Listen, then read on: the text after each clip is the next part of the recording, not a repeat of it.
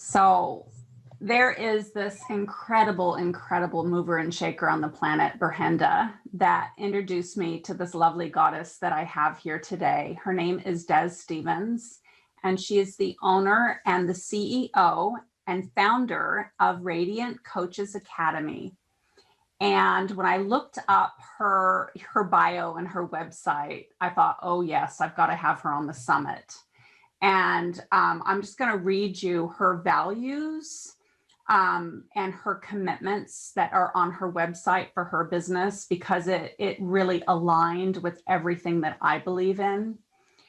It says, we are listening, we are learning, we are growing, we are responding, not reacting, we are committing, we are taking initiative and action, and we genuinely want to make a difference in the world with our clients. We are committed to social justice, diversity, inclusion, equity, anti-racism, and making a positive impact. And I just I love that so much, Des. So I'm so happy to have you on this summit. It's such an honor. Well, thank you so much for having me. Yeah. So we'll just dive right on in and talk about the goddess and about the feminine spirit and the redemption of the feminine spirit and what that means to you. Wow, I love this conversation. This is one of my favorite things to talk about. So I will say in my life, that was not evident to me when I was younger. It took me, probably until my late 30s before I realized that that was even an issue that I needed to look at. And I will say that my introduction to it came when I visited the Maya lands in Central America, where the energy there is so distinctly feminine that you cannot denounce it. There is a place I went, it has toad statues. So imagine sculptures the size of cars that are toads, as in frogs, but toads, they're different. And it was a fertility place, a place of consummation, menstruation, birthing, things like that. And the energy of this place, where the Maya say, the veil is the thinnest on the planet, was an incredible awakening for me. So I actually didn't feel that way before I landed in this place. And all of a sudden, I could feel the feminine in me. It was a special place in Honduras, near the ruins in Copan. And the place I stayed at for about a week or so was built on top of a feminine temple. And it was overlooking a valley. And when I say valley, a huge valley. So I didn't have to use my head, not even my heart. I busted wide open. And the nurturance, the femininity, the return of my feminine happened without me even trying. It was effortless. So I was in denial before that. I will say I've kind of grew up feeling a little more masculine, maybe. Kind of denying the feminine. Honestly, I'm an identical twin, and she's the more feminine. I'm the more masculine, kind of the egg split, and we each got, one of the sides, I suppose, of the coin. So in Honduras, I realized this is who I am. And I also learned from the Maya that this is a 2000 cycle year of the feminine returning. So that started in 2012, the 13th Baktun, which everyone thought was the end of the world, right? But to the Maya, it's the beginning of another phase. And in this case, the return of the divine feminine. So I researched and I learned and I talked and worked with shamans and I did ceremony and I talked to archaeologists and I just started learning about this part of myself and learning to incorporate it in my personal and professional life. Wow. I love that. I love that so much. So it's a really deep, significant part of your life. Oh, wow. I didn't even know that. This is perfect to have you on the summit. I think I was feeling into the energy and so was Berhenda. Yeah, great. And so why do you think that it is so important for us to be connecting with our divine feminine at this time? Well, I suppose it's about balance. That's what my head says. But when my guides come in, they talk about this planet as the land of sorrows. That's literally what they call it, the planet of sorrows. And I've always been really connected in with sadness. I don't know what this is. I swear I'm like a sorrow doula or something like that. I feel good when I'm sad. I see people are so beautiful when they cry. Sadness to me is very sacred. So culturally we learn, oh, it's not good to feel sad. I don't want to feel sad. I want to feel happy instead of sad. But this planet of sorrows that we're on, I think are here to learn the sorrow of the universe, the sorrow of pain, emotional pain, recovering from that pain. Also later in my life, I didn't understand that I could recover from grief, that I could recover from pain. I just thought I had to feel it and that it was part of my life. So as a coach doing grief recovery work, grief recovery coaching, I realized, yes, there is this part of us that doesn't want to feel sad or doesn't want to feel lower vibrational emotions, but in embracing that, we feel such a connection to who we are. And we stop denying all the parts of ourselves. So for example, in coaching for about 40 to 45 years since we were created, it's been very dominant culture. It's been very male-centric. It's been white male-centric. It started in the UK. It started in the US. And this dominant culture tells us, like therapy does, by the way, if I don't feel good, I need to feel something different. I want to feel better is kind of the end goal. But I think when we deny that sorrow, when we deny that sadness, which I think the divine feminine can feel fully and honor, we're not going to get anywhere until we can get in touch with those emotions. Yeah, I agree with that. I actually, it's so interesting that you're saying that, because a few weeks ago I did a meditation and Mary Magdalene came into my meditation and I had this rose in my heart and the thorns, I could feel the thorns cutting into my heart chakra and I was trying to pull them out. And it was quite an intense session and I was crying. And then she said, you need those thorns there. They're there for a reason. So you can have compassion and empathy for all the people on the planet that are in pain. And that was really interesting for me because the natural inclination is to want to move away from that lower vibration, right? But actually it's there for a reason. Yes, it's interesting. Mary just showed up. She's right here. I can feel her. So it's interesting because people are talking a lot about this. We're going from 3D to 5D. And my first question when I heard that was, well, why are we skipping 4D? What lives in the 4D? Why are we just going from 3 to 5? So what lives in that 4D, by the way, is this judgment of lower vibrations, right? This judgment of someone else's spiritual practices. And that judgment, and I actually don't feel judgment in my life. I actually have been asked a lot by therapists and coaches and other friends, why are you not more angry than you seem to be? Why are you so positive? Why are you so okay? Because some people in my life know that I have been through a lot. So I remember when I was going through hard times, even then I didn't judge. And I actually didn't feel a lot of anger. I more so thought, wow, this person is in pain. And that's why they're doing this. They're trying to give me their pain because they don't want to feel it. That's what abuse is. I don't want to feel this. Take it from me because I don't want it. So even at an early age, I saw this larger context and I thought, there's nothing to forgive. People would say, well, have you forgiven your abuser? And my thought is, I don't think there's anything to forgive. Like I can go through that step. I can say, okay, I acknowledge it. I forgive it. I'm okay. I heal it. I work it.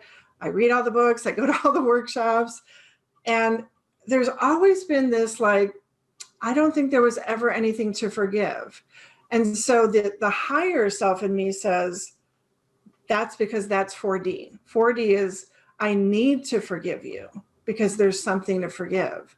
So I don't think I need that. And I'm going from 3 to 5. And 5 feels more to me like that balance of that feminine and the masculine. And I think here's another mistake I see a lot is denying the masculine, pushing it away, saying it doesn't belong. And we can't have the divine feminine without the divine masculine. It's literally impossible. So even if it's an acknowledgement like you belong, we see that, the Me Too movement is a really good example of this. Right after the 13th Baktun started, the Maya knew. So imagine, I kind of see it visually as like a yin yang. So if you think about that symbol, and there's that little sliver that goes into the very bulbous, next color. There's this, we're so masculine that we have to then become feminine, but when we enter it, it's very slivery. It's very small. So it's like rattling the cage. It's like we've been silenced for centuries, and we are here to say we are not going to be silent anymore. So it comes out initially as like rattling the cage. It comes out like there's this beautiful painting called Truth Coming Out of Her Well. It's a French painter. And it's this beautiful goddess, this alabaster skin, raging, coming out of this well. And it's like, whoa. And it's so intense, but it has to be intense because it's been imprisoned for so long. So people think, whoa, like that's too much, that's intense, that's a judgment. So I just have learned, if I'm feeling that kind of rage or intensity, I just need to feel it. I just need to acknowledge it and let it go, acknowledge it and let it go. Because if I resist it, it just implodes, right? It represses. And I think the divine feminine is all about totally embracing it on the outside, not just the inside. I think many of us have been hiding our feminine. We feel it. I'm trying to think of a good example, like something like water to me is always a really good indicator. If I'm near water, say the ocean or a lake or a stream, and I can feel something, it's something I can't describe with words, right? But I feel this intense feminine energy. But I don't talk about it. I don't write books about it. I don't. It's just like it's like an inner world that I'm living in, at the water. But it's almost like women don't talk about it, how connected we are to the water. So I don't know. It's like a conversation we're not having. So I think the conversation is starting again after centuries and eons of repression, and that's why we sometimes don't have language around it. But we can feel it. It's undeniable. Yeah. I love that so much. I love that so much. And I love that you brought up the piece about the anger as well, because I've been thinking a lot about that. And, when even with like a volcano, Pele, for example, when you have that suppression, it is going to erupt. And so, that feminine anger really, I would love to hear your opinion about that in the redemption of the feminine spirit and the anger that's been, pushed down as well, and how that, how that relates and what your feelings are about that. Again, anger is one of those kind of, we judge it. You say, oh, we shouldn't feel angry too long, and we shouldn't be too loud with our anger. I remember as a child, and maybe this is a result of my mother's mother being raised Victorian. It really doesn't matter why, but there is this suppression. So I remember as a child feeling like I couldn't be angry. I couldn't make noise. Like I would get in trouble for sneezing and coughing, things like that. So I thought, why am I always being shushed? Why am I always being silenced? So I experienced that in my individual life, but I think that's a collective experience. So for example, when my ancestors come through, when I'm meditating, the males are very vocal. The males are very present. And I used to think, oh, do I only have male guides? This is weird. But then I realized it's the women, the feminine, that were waiting for permission. They were quiet. They learned to be quiet. So as soon as and actually one of my male guides, my grandfather, my Dutch grandfather that emigrated to the United States from the Netherlands, he said, the reason that they're not speaking is because they feel like they need permission to speak. So as soon as I could feel like a shift from kind of like in my meditation, like I kind of turned to them, and this is my grandfather's wife I'm turning to. And I just said, you have permission. All of you have permission. And whoa, the floodgates just opened. So even in spirit, the ancestors, what I've noticed is, people don't change a lot when they move into spirit. They might feel more elevated. They might feel more connected, but there's still kind of their personality that they held when I knew them or imagined them. So for example, my grandfather, I never met him, but I have heard stories and I feel like I know him because, I'm related to him. But when he comes in, I feel like he comes in a way that he was probably here, but more connected to spirit. So I don't think my grandfather would have said in person as a human to human, oh, my wife needs permission to talk to you in the spiritual realm. That's not part of his consciousness as a human. But on the other side, he can relay information to me. So I think a lot of what I'm embracing now is just listening. I'm a coach, so I already learn how to listen. I call it listening to learn, by the way. Some of us are listening to speak. Some of us are listening to talk, right? We're like just waiting for that person to stop talking so that we can start talking. So I'm, learn, this word learn is something that I have really needed to work on my entire life. Because I'm a twin, I think maybe there's that dynamic there. But when I listen to a client, when I'm listening to spirit, when I'm listening to my ancestors, listening to my guides, I'm listening to learn. And I just have learned recently, especially, is that what the feminine has to say is almost needs translation at this point. It doesn't even come in as English to me. So my male guides come in, except for one, come in speaking English, even if they didn't speak English. But the women are coming in and it almost sounds like a wailing. It sounds like a crying, like a wailing,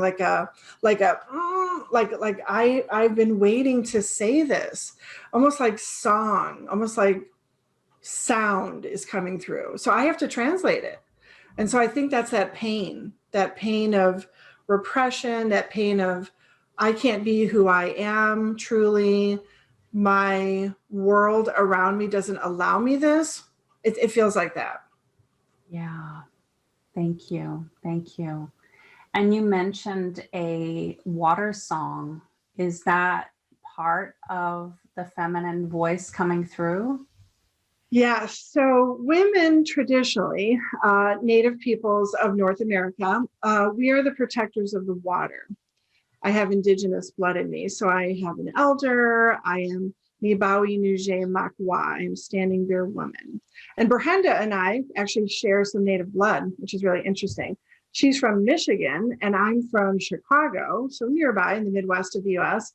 But our ancestry is tied back to Nova Scotia, near Newfoundland, near the eastern seaboard of Canada. So when I learned the water song, or a water song, I couldn't even sing it. When I first learned it, it felt so foreign or something. Like sometimes you hear a song and you're like, you just want to sing it. And it was the opposite. It was like, oh, I can't sing that. I almost like I didn't have permission or something to sing it. Or it felt more like if I tried to sing it, the song wouldn't come out. So for many years, I just had to hear it. And in ceremony, this is what we learn. We learn it's interesting because in modern day culture, this is called a differentiating dilemma. Dr. Shakti Butler talks a lot about this. So teachers in a classroom, they see what's called a transformative learning experience. A student hears a new concept and they question it. They lean forward in their chair like, what did you just say? Like a new idea. So imagine the world thinks the world is flat.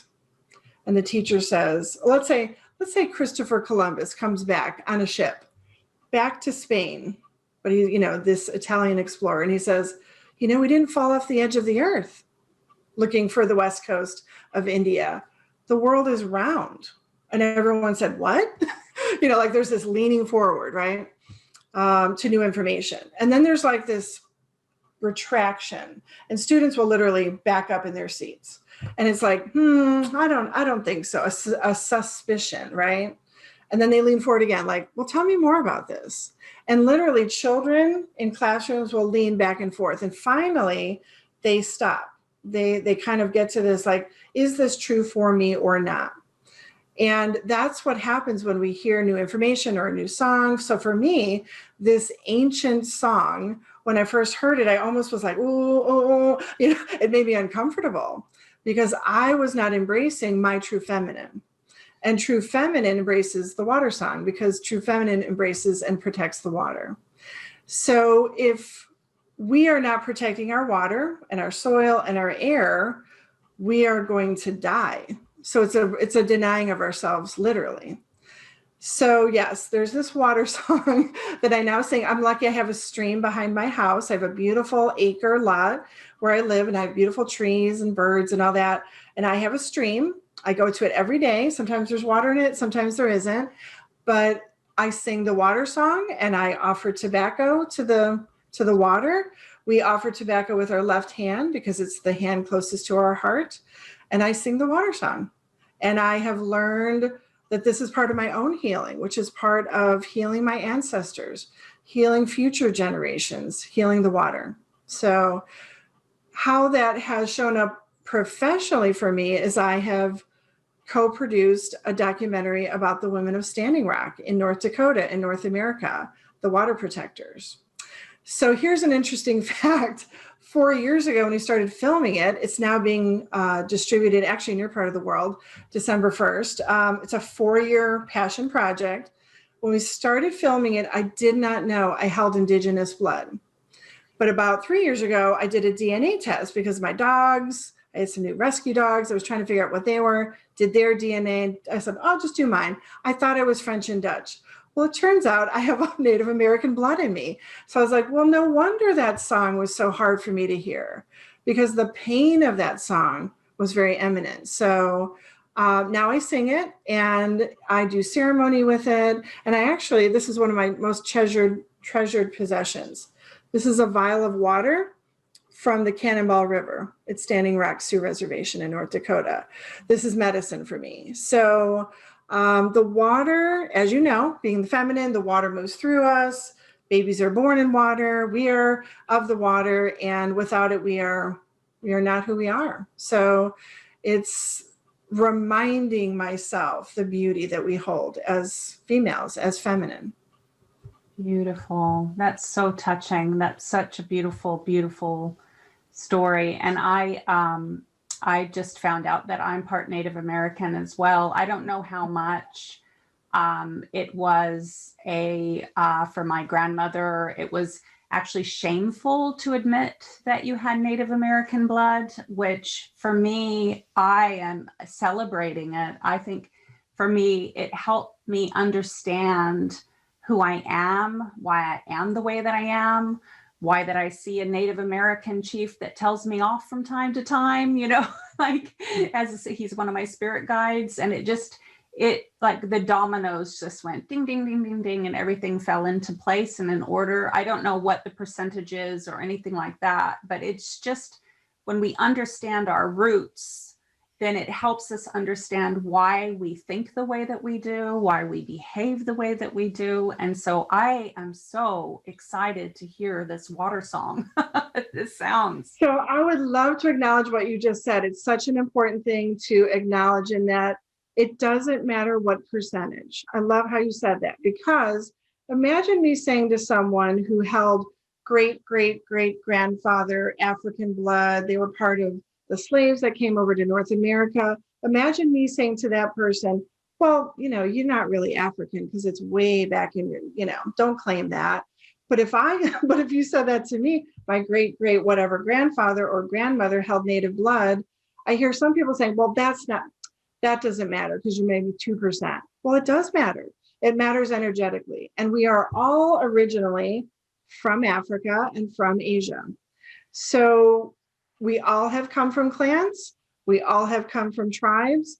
And even if we don't hold this blood, it's a very important time on the planet to acknowledge Indigenous peoples. And we just celebrated Thanksgiving here in the US. A lot of people, especially Indigenous people, might call it Thanksgiving, not Thanksgiving. And the buffalo, this is a beautiful Native American sculpture I have on my desk that I adore. This is a bison. And the bison, when I went to North Dakota to film this documentary about the women of Standing Rock, I felt very heavy when I got off the airport plane. You know, I thought, oh, like I just thought I had jet lag or something at first. And then the car I was driving felt heavy, like literally like gravity was heavier. And 3 days in or so, I turned to this Native American woman who we were filming. Her name is Madonna Thunderhawk. She's amazing. She said, she could see that I was kind of feeling this, like I literally wanted to lay down, like my belly on the ground is what I felt like doing. And she looked at me and she said, oh, you can feel bison energy, can't you? You're feeling the medicine. And I said, what is this? And she said, oh, well, the 30 million bison used to live here. They used to run these plains and they're low to the ground and they're very grounded. So you're feeling their medicine. And I learned from people like her that over 10 million natives were slaughtered on this continent, many in that area. So that is not even a number you can get your head around and your heart around. But the point is that it's millions, not hundreds, not thousands, not tens of thousands. And that number is very significant. So here, there's a lot of healing that needs to happen. Where you live in your part of the world, there's always been wars. The Vikings, the this, the that, the religious wars. There's always been this for humans. But it's important to acknowledge that. And without that, without the water song, which is thanking the water, loving the water, without that, we can't repair these pains. So I do sing the water song. I would like to sing it now, if that's okay. But because I am love for you to sing it. I'm hyping it up. So I am going to turn my video off while I sing it. It's very short. It's only about 30 seconds. But the reason I want to turn my video off is that I'm in ceremony when I sing. And it's a little more vulnerable. So it just helps me to turn my video off. So I'm going to first do that. And I'm going to sing it 3 times in a row. It's very short. And you can sing along if you like. Okay, here we go.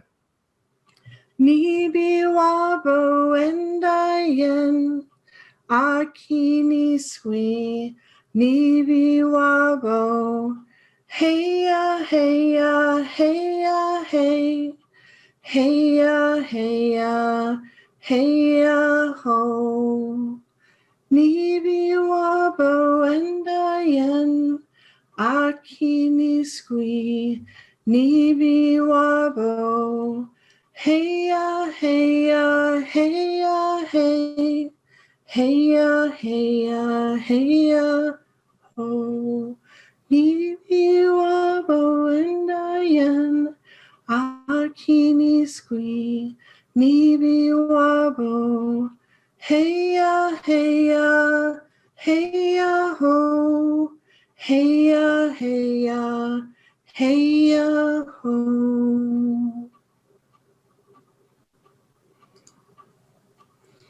And that is an Anishinaabe water song.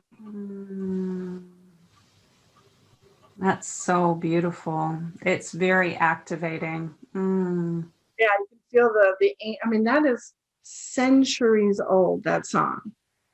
Very few of us have a song we can sing that was created thousands of years ago. As you were singing that, I could feel and I could see all these beautiful Native American women just sit, gathered around and circle around the water. And yeah, it was just, and little and children, like I can feel that runs really deep. It's really beautiful. I think I'm gonna cry. Yeah. A lot of what we're doing right now is repurifying the waters. Yeah. Cannot wait for this film to come out so you can see it, because it is about what can we do? You know, we've been in a place of like, uh-oh, what did we do? And it is, quote, too late for some things, right? And that's the pain you're feeling right now, is we have forgotten who we are. And when my spirit guides come through, my natives, my indigenous, they always say the same thing in a slightly different way, but the basic message is, all we want you to do is to remember who you are. That's all we want. And that's a lot. So that is a huge responsibility. Speaking of responsibilities, my coaches just wrote this beautiful book called Radiant Responsibilities. And one of the beautiful things about my coaching academy is that many coaches have a book in them. This is what I always think. We all have a book in us. And so I encourage them to write a chapter, and we publish books, and we have these beautiful messages, first person stories, or I don't want to say advice, but, you know, just ways you can take care of yourself and ways you can feel more responsible in the world. And we just published a book called Radiant Responsibilities. So I would love for all of your audience to receive that for free. Oh, wow. What a beautiful, beautiful offering. Fantastic. Yeah. So everyone that's listening, if you sign up for the Backstage All Access Pass, then that will be a free gift for you. And I'm so super excited about that. It's so important. And End of the Line Film, I just want to say that, endofthelinefilm.com. If someone wants to hear more about the film that we did about the women of Standing Rock, that's a great place to watch the trailer. And I know in Europe and in Russia, it will be distributed in December of 2020. It's been a long time waiting. I'm very excited. And then eventually in other parts of the world. Great. And I'll put that information as well in the summit information in the All Access Pass. So I'll be putting a bit of your information and your freebie that you're offering, the book, and I'll put the information in about the documentary. Is it documentary? Yes. Yeah. Great. I hesitate. It's funny. I hesitate to call it that because people are like, it's a documentary. I just call it a film. I think film is changing. You know, 2020 has, as a film producer, it's been wah, wah. I can't put my film in the theaters, but maybe that's the best thing that ever happened to us. I believe that media, meaningful media, should come straight to people through their mobile devices. So Hollywood is changing. Independent film is changing, documentaries are changing, and I'm grateful for that because it can get into the hands of people accessibly and affordably. Yeah, great. I personally love documentaries. Yeah. Oh, fantastic. So my last and final question for you, Des, is if you could say one thing to humanity to help during these really uncertain times, what would you say? I would encourage people to stop trying to figure out what their life purpose is, to see the purpose in their life, and to claim their role right now. I recently, in 2020, realized that my role in this lifetime is to anchor consciousness. That came to me in a meditation. And I thought, well, okay, here I am. I feel like I've been preparing my whole life spiritually for this year.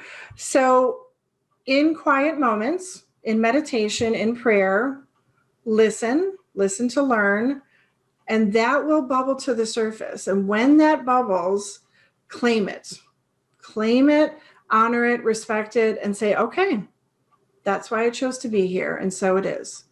So that's what I would encourage people to do right now, more than ever. I love that.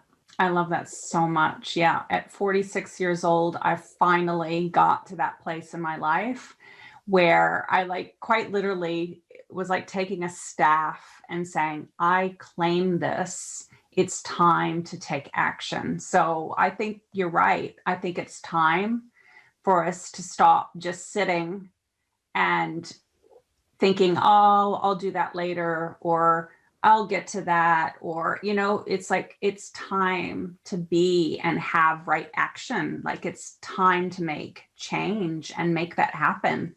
Yeah. Love that. It feels almost like, in a way, an urgency to take a stand and be who we are. And yeah.